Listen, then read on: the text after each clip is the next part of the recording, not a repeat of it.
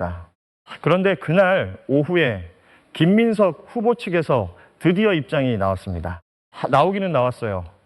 그게 뭐였냐면요. 고발이었습니다. 김민석 후보 캠프는 6일 언론 공지를 냅니다. 일부 SNS 계정을 통해서 말이죠.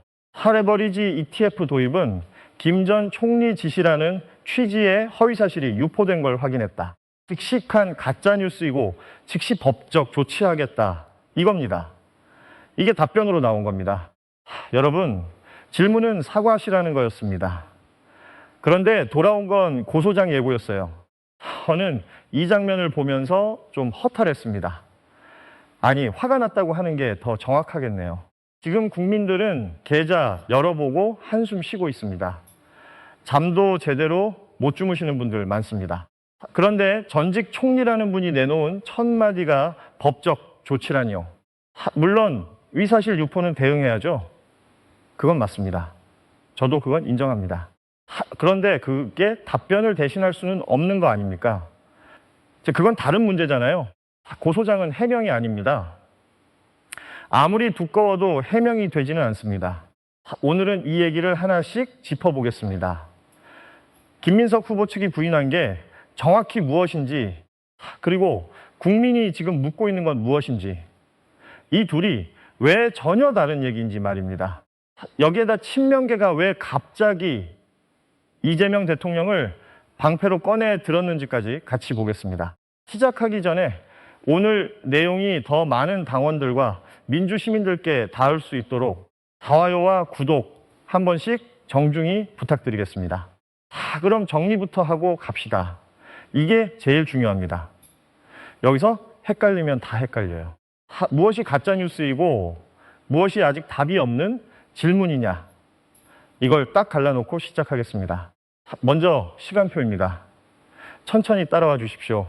2026년 1월 국무총리 소속인 금융위원회가 단일 종목 레버리지 ETF를 도입하기 위해서 자본시장법 시행령 개정을 입법 예고합니다. 여기가 출발점이에요. 4월 21일 김민석 당시 국무총리가 주재한 국무회의에서 그 시행령 개정안이 의결됩니다. 한 달 조금 넘은 5월 27일에는 삼성전자와 SK하이닉스를 기초 자산으로 하는 상품이 실제로 시장에 상장됐습니다. 입법 예고, 국무회의 의결, 그리고 상장. 이 세 단계입니다. 이건 다툼의 여지가 없습니다. 날짜와 회의 기록이 그냥 그대로 말하고 있는 겁니다. 그러면 김민석 후보 측이 가짜뉴스라고 규정한 건 뭐냐? 딱 이 한 문장입니다. 레버리지 ETF 도입은 김민석 전 총리의 지시다. 이 문장이에요. 이것 하나입니다. 실제로 이용우 의원도 비슷한 취지로 설명을 했습니다. 내용을 보면 이렇습니다. 우리 정부가 단일 종목 레버리지 ETF 허용을 검토한다는 소식은 1월서 16일 블룸버그 보도로 먼저 알려졌고 국내 보도가 그 뒤를 따랐다. 김 전 총리가 어떤 역할을 했는지는 알 수 없다. 그러니 지시로 도입됐다는 식의 주장은 사실과 다르다. 이렇게 정리를 한 겁니다. 좋습니다. 저는 이 부분은 받아들입니다. 여기서 저희도 조심해야 합니다. 근거 없이 누가 지시했다고 단정하는 건 하면 안 되는 겁니다. 그건 우리도 지켜야 해요. 그런데 여러분, 이용우 의원의 그 설명에 이런 대목이 같이 있었다는 거 혹시 아십니까?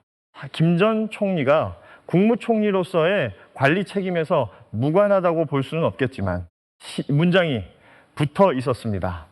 옹호하는 쪽에서도 관리 책임까지 없다고는 말을 못한 거예요.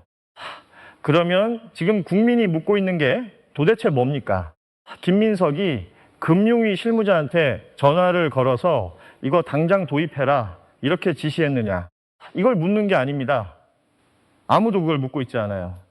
단 한 사람도요. 묻는 건 이겁니다. 당신이 주재한 국무회의에서 그 시행령이 통과됐습니다. 그때 어떤 보고를 받으셨습니까? 위험성 검토는 있었습니까? 당정 협의는 하셨습니까? 통과시킬 때 무슨 의견을 내셨습니까? 이걸 묻고 있는 겁니다. 느껴지십니까? 질문은 이렇게 넓은데 부인은 딱 한 문장이었어요. 그것도 자기한테 가장 유리한, 가장 좁은 한 문장이었습니다. 이게 무슨 방식이냐면요.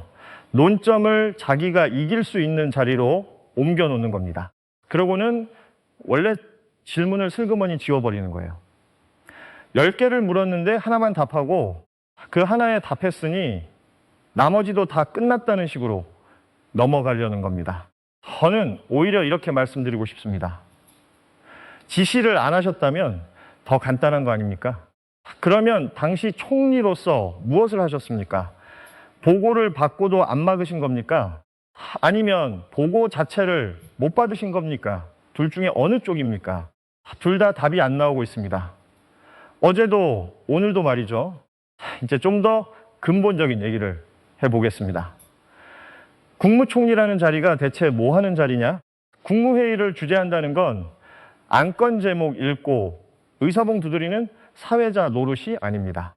부처들이 올린 정책을 조정하고 위험한 게 있으면 걸러내고 통과된 결정의 결과에 정치적으로 책임을 지는 자리입니다. 그게 그 자리의 무게예요. 그런데 지금 벌어지고 있는 걸 한번 보십시오. 성과가 나면 뭐라고 합니까? 국정경험. 총리를 해봤으니 행정 능력이 있다. 이번 전당대회에서 김민석 후보가 계속 앞세우는 게 바로 그거 아닙니까? 총리 경험, 국정 운영 경험, 협치 역량. 하루에도 몇 번씩 나오는 말입니다. 그런데 사고가 터지면요. 나는 지시한 적 없다. 이겁니다. 잘 되면 총리의 국정 경험이고 잘못되면 회의만 진행한 사회자입니까? 여러분, 이건 그냥 논리의 문제가 아닙니다. 태도의 문제예요. 그리고 이게 작은 사고가 아닙니다. 숫자를 한번 보시죠. 이 상품이 출시될 당시 시가총액이 4조 4천억 원이었습니다. 그런데 지난달 15일에는 11조 9천억 원까지 불어났어요. 2달 남짓 만에 3배 가까이입니다. 그리고 최근 증시가 급락하는 국면에서 이 상품이 변동성을 더 키우고 투자자 손실을 불린 핵심 요인으로 지목되고 있습니다. 시장을 뒤흔든 겁니다. 레버리지 상품이라는 게 뭡니까? 하루 수익률을 2배 가까이 따라가게 설계된 겁니다. 오를 때는 2배로 좋죠. 그런데 반대로 가면 손실도 2배로 빨라집니다. 무서운 건 이겁니다. 오르내림이 반복되면요. 기초 종목 주가가 나중에 제자리로 돌아와도 내 원금은 안 돌아올 수 있습니다. 그런 상품을요. 개인 투자자들이 가장 많이 들고 있는 삼성전자와 SK하이닉스에다 걸어놓은 겁니다. 정부는 자본시장 활성화를 얘기했습니다. 좋은 말이죠. 저도 그 취지는 압니다. 그런데 어떤 분들한테 돌아온 건 활성화가 아니라 계좌의 초토화였습니다. 그래서 물어야 하는 겁니다. 당시 금융당국 안에서 이 상품의 위험성에 대한 우려나 반대 의견은 없었습니까? 있었다면 총리는 그 보고를 받으셨습니까? 받고도 통과시키신 겁니까?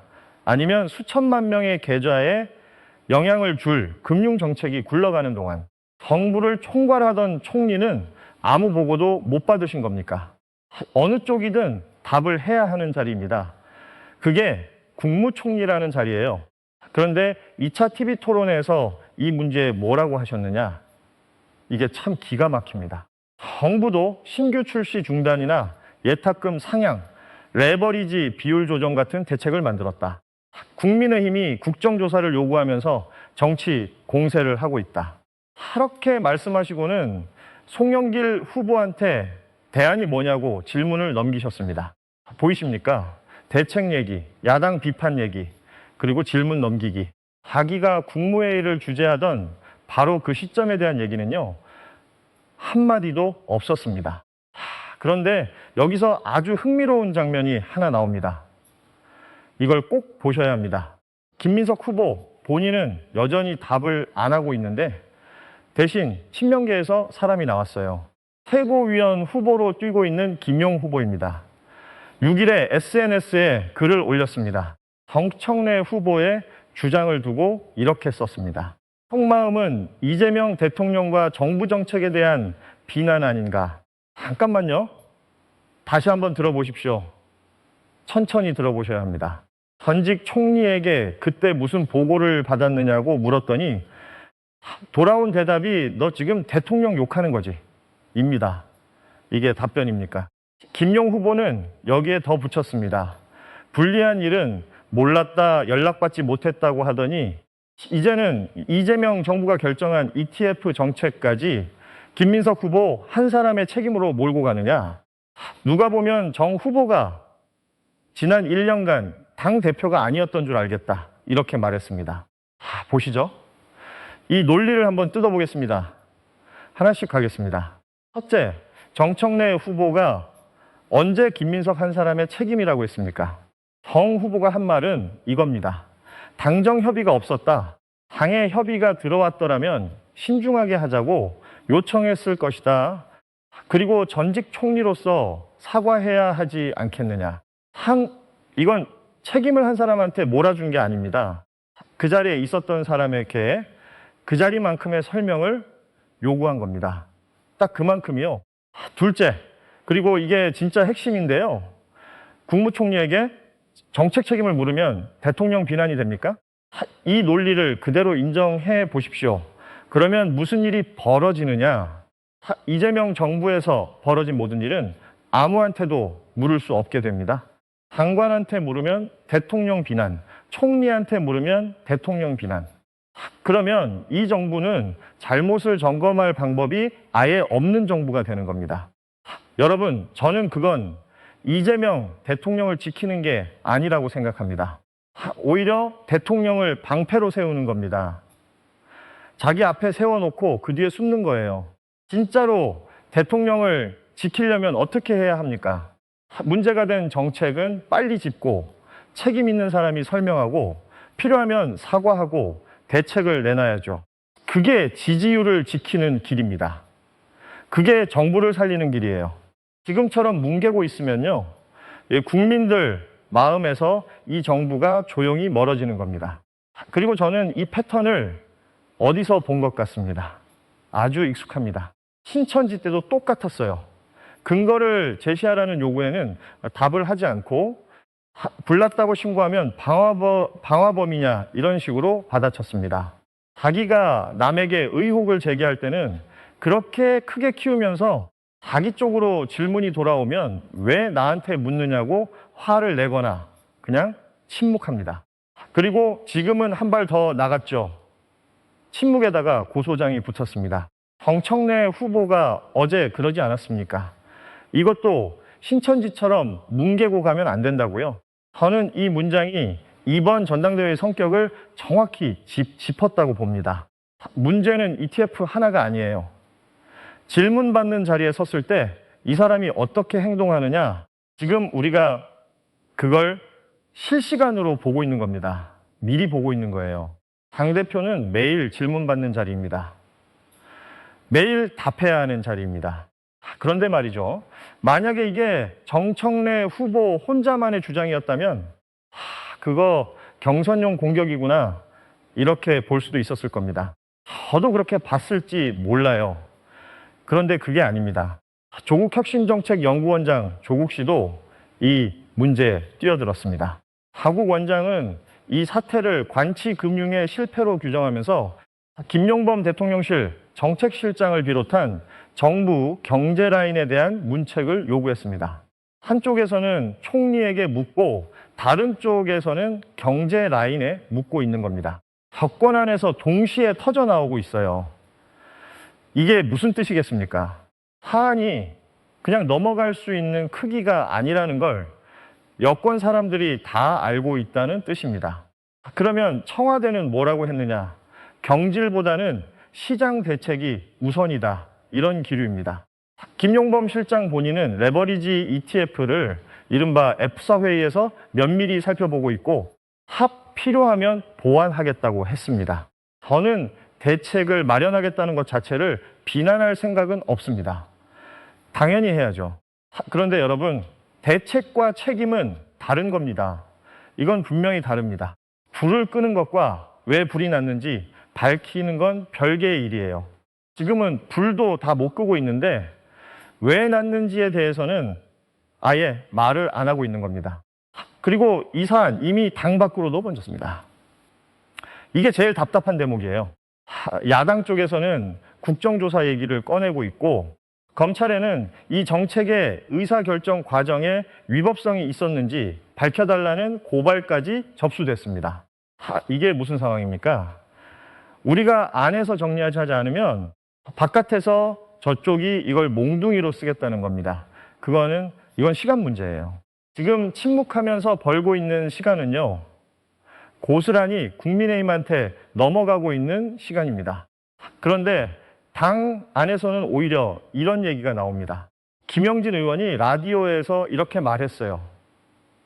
레버리지 ETF 출시는 신중했어야 한다. 다만 경선 시기에 책임론을 제기하기보다는 조금 더 정제된 형태로 논의해가는 게 필요하다. 한 문장은 저도 동의합니다. 신중했어야죠. 100번 맞는 말입니다. 그런데 뒤 문장은요, 저는 좀 다르게 봅니다. 정제된 형태로 나중에 논의하자. 이 말이 실제로 무슨 뜻입니까? 8월 17일 지나고 나서 얘기하자는 거 아닙니까? 결국 그 말이잖아요. 여러분, 그러면 당원들은 뭐가 됩니까? 후보가 그 정책에 대해 무슨 판단을 했는지 모르는 채로 표를 던지라는 겁니다. 알고 뽑는 게 아니라 모르고 뽑으라는 거예요. 그리고 뽑고 나서 알게 되면 그땐 이미 임기가 2년입니다. 2028년 총선 공천권까지 함께 가는 2년입니다. 되돌릴 수가 없어요. 전당대회는 후보를 검증하라고 있는 겁니다. 지금 안 물으면 언제 묻습니까? 이제 판세를 좀 보고 마무리하겠습니다. 지금까지 2차례 순회 경선이 끝났습니다. 충청권 그리고 부산, 울산, 경남이죠. 합산 결과를 보면 정청래 후보가 45.51%, 55,518표입니다. 김민석 후보가 44.52%, 54,307표, 송영길 후보가 9.97%, 12,156표입니다. 두 사람 차이가 1%포인트가 안 됩니다. 1,211표예요. 그야말로 초박빙입니다. 여기서 하나는 분명히 하고 갑시다.